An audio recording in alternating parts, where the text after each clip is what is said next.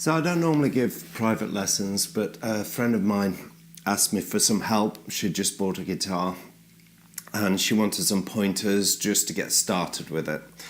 And I realise I've not done any real back to basics lessons for a long time now, so I thought I'd do one this week and just go through some of the things that I went through with her as well. So I'm going to focus on what is classical guitar technique, because that's a good building point for other styles as well.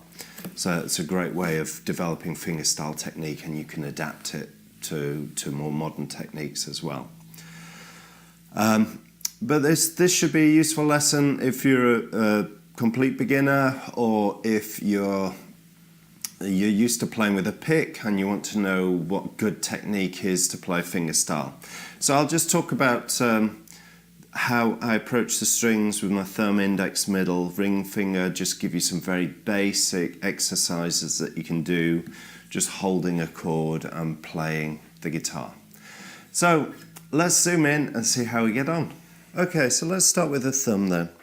The easiest way to establish position is just put your fingers on the string, so your thumb is playing the D, index is playing the G string, B and E string. So your fingers are just sitting on the strings there, just resting on them.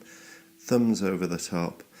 The heel of your hand is just away from the guitar. It's kind of turned at an angle slightly as well, and your arm is just resting on the guitar. And you're trying to keep things nice and relaxed as well. So if I just turn around, hopefully you can see the position of my hand. And you can see how my thumb is playing. And my fingers can either be in gentle contact with the string or away. And hopefully you can see the movement of the thumb is all in the thumb joint. The hand itself is not moving at all. I know a lot of beginners can move the hand with every finger movement, and you don't want to be doing that. You want to keep your hand nice and static. Okay. The other thing is, when I'm playing the note with my thumb, it's actually the fleshy part of the thumb that's coming into the contact with the string itself. And even though I've got nails, my nails just touch the string at the end of the thumb stroke. The power's coming from the flesh of the thumb itself. So you could play with or without nails. You don't need the nails in order to get the volume out. The other thing to be aware of is that when you play a note, you want to be pushing across the strings, so in the plane of the strings. You definitely don't want to be pulling away from the guitar body, because you get that snapping sound, which is the string bouncing against the frets and causing that click sound that you get when you're playing away from the guitar. In fact, if you watch flamenco guitarists who have to play the guitar really loud, imagine they're playing in a loud club with people dancing and chatting and stuff like that. The way they get the volume out is to push into the guitar. And they use a stroke called an appiando stroke, which is a rest stroke where they play the string and the finger falls onto the string below. Do you see that? And when I'm playing that, I'm actually pushing at a diagonal into the body of the guitar. And that gives me a loud note, but without that snap. You hear the difference? And again, it's coming from the flesh of the thumb pushing into the string, not the nail. Okay? And when I play a note as well, I'm thinking more of a rotational movement of my thumb, if anything. Okay, let's have a look at that straight on again.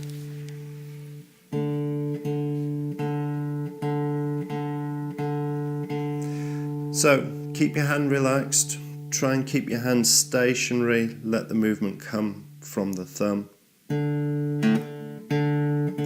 And finally, can you see that first joint? That first joint is is straight. It's about as straight as I can make it, and the movement is coming from here rather than from that first joint flexing. And that's so I'm pushing with the flat part of my thumb across the string. Okay? So that's the first thing to work on. Just get that movement. Try and keep your hand nice and stable, nice and relaxed. Heel of the hand away from the guitar. And playing with the thumb. Let's introduce the index finger.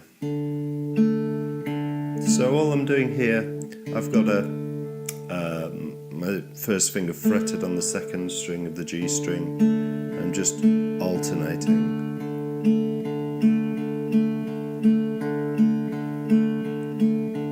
And again, you can see my hand's nice and stable. Very little movement in the hand itself. The movement's coming from the fingers. Let's move sideways, see if you can see that.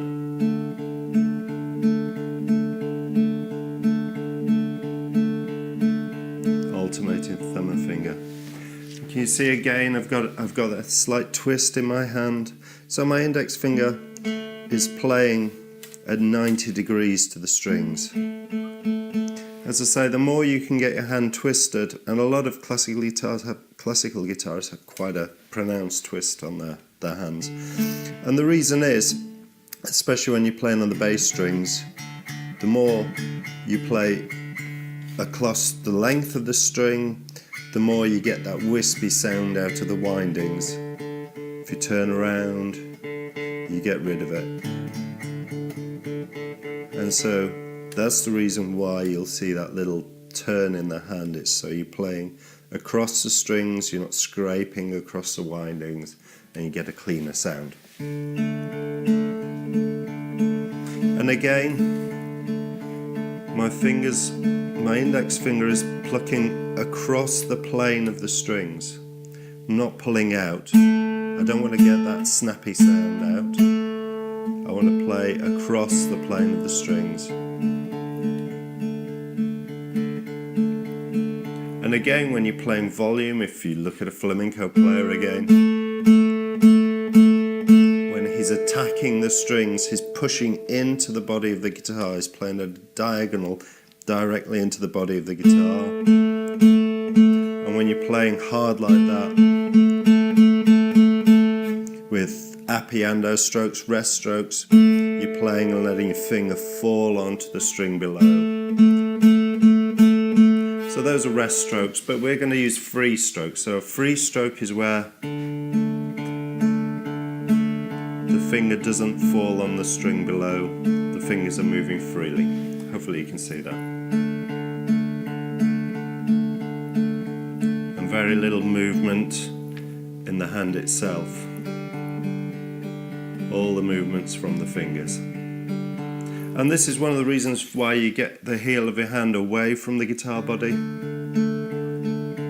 because you want some distance here, so your fingers got freedom to move. Okay. Let's introduce the middle finger. So I've actually got a D major chord on. Doesn't really matter.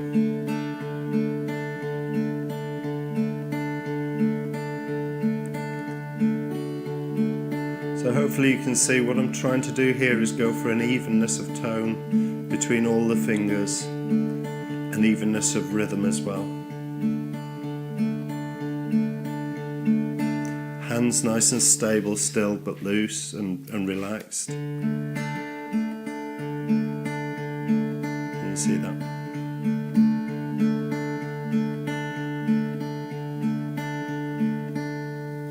But don't be too soft with the guitar as well. The guitar's naturally a quiet instrument, especially if you compare it to, say, a trumpet or a brass instrument. So you shouldn't be afraid, and don't be too timid with it. You need to play out.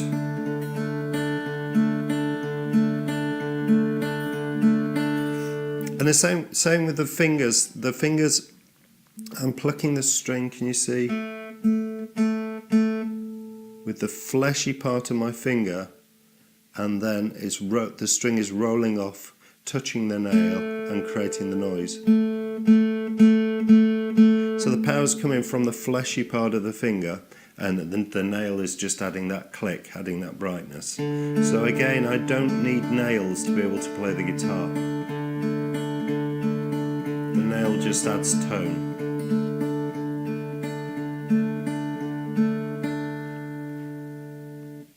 Okay, let's look at the third finger then. It's probably the most difficult finger to use, but it's well worth persevering with this because you can really get some interesting techniques out if you can start to use this third finger as well. So the rules are just the same for the third finger as they are for the index and middle finger. If I turn sideways on, hopefully you can see again. The string is being played by the fleshy part of the finger. The string rolls off and catches the nail, and that makes the sound. And again, look how stable my hand is. The movements from the finger joints. And again, I'm playing across the plane of the strings. I'm not pulling out towards me. And again, just like before, if I really wanted power, I'd be pushing into the guitar body. I'd be pushing on that diagonal towards the body of the guitar, not away from the body of the guitar.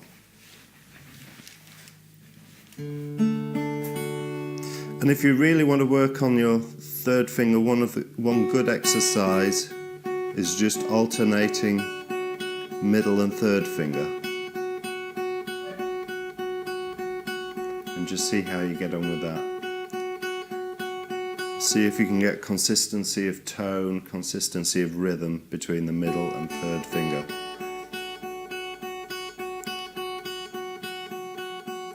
Definitely the two most awkward fingers to use.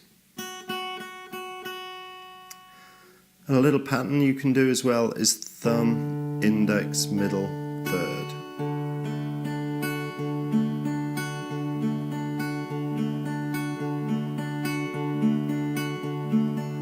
And again, we just want to get that pattern rolling. And you can pick up the speed if you want to. But let's keep it nice and slow to start with. Thumb first, middle, third finger.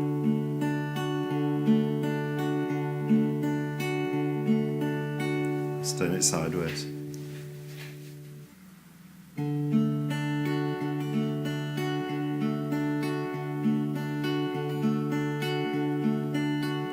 Look how stable the hand is, heel away from the body of the guitar to give the fingers room to move.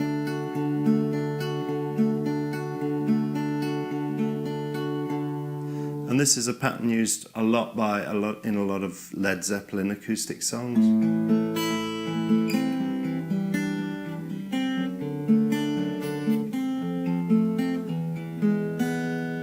Hopefully you can see that.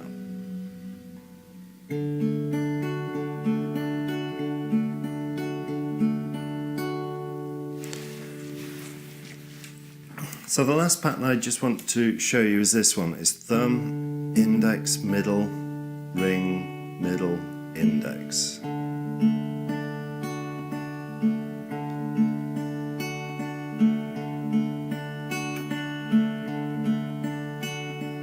You might recognize this.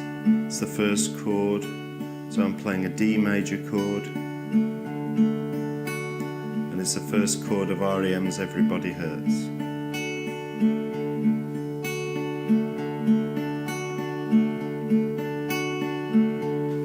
Sideways on again.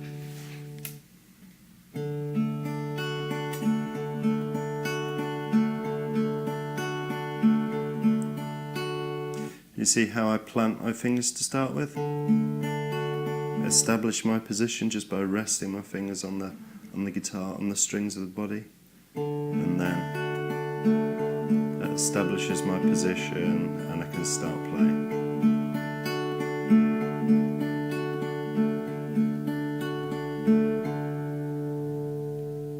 So let me know if this was helpful for you, and if you want me to do more of these sort of back to basics, beginner type lessons, and I'll see what I can do for you.